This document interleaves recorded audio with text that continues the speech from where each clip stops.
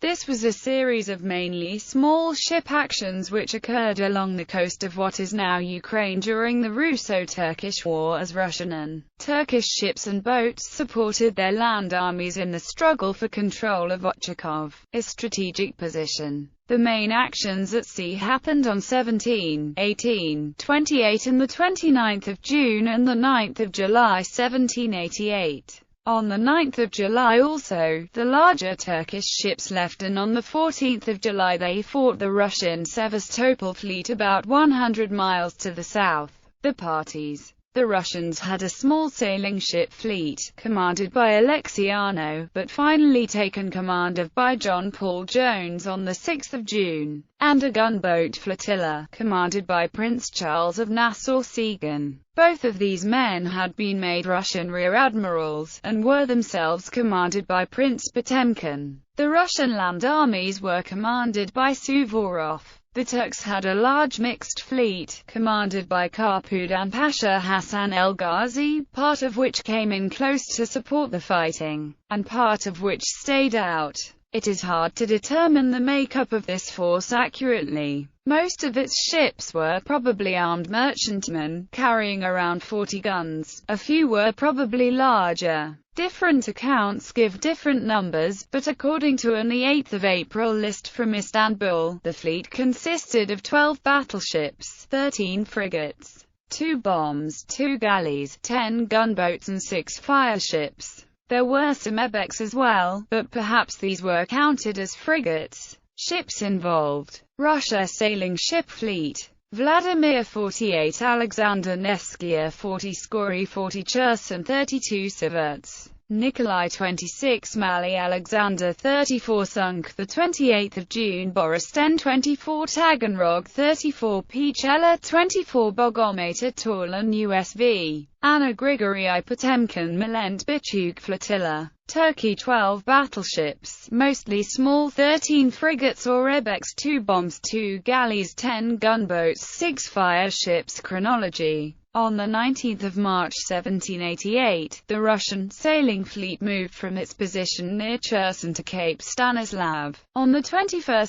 April, Nassau-Siegen reached Cherson with his flotilla, and on 24 April moved into the Liman. If it had sailed, it might have met the Turkish fleet earlier than it did. On 30 May Jones arrived, but left to confer with Suvorov about the building of a new battery at Keenburn before returning on 6 June. Meanwhile, on 31 May the Turkish fleet had arrived. The Russian flotilla waited too long before retreating, and one of its vessels, the double sloop No. 2, was overtaken by small craft, and its commander, Sakin, blew himself up. After a minor action on 17 June, on 18 June at about 7:30 am 5 Turkish galleys and 36 small craft attacked the inshore end of the Russian line, which was perpendicular to the coast. At first the Russians had only 6 galleys, 4 barges and 4 double sloops to oppose them. At about 10 am, El Ghazi arrived with 12 more vessels.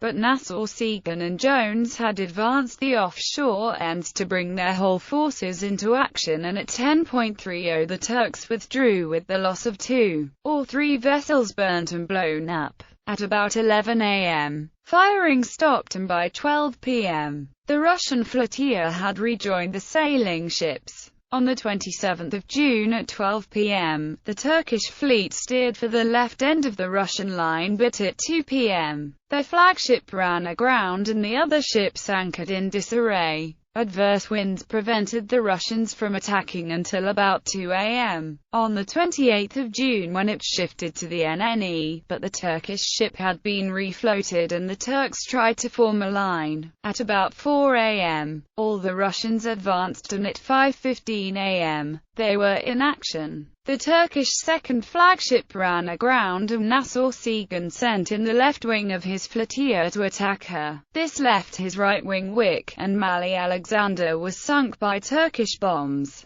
However, the Turkish battleship was burnt, this fate also falling to her flagship later. At 9:30 pm, the Turks withdrew under the Ochakov guns. El Ghazi decided to withdraw his sailing ships completely. but the new battery at Keenburn forced him so far to the north that 9 of his ships ran aground, and the next morning the Russian flotilla surrounded these and several small craft and destroyed them all except for one 54-gun battleship, which they refloated.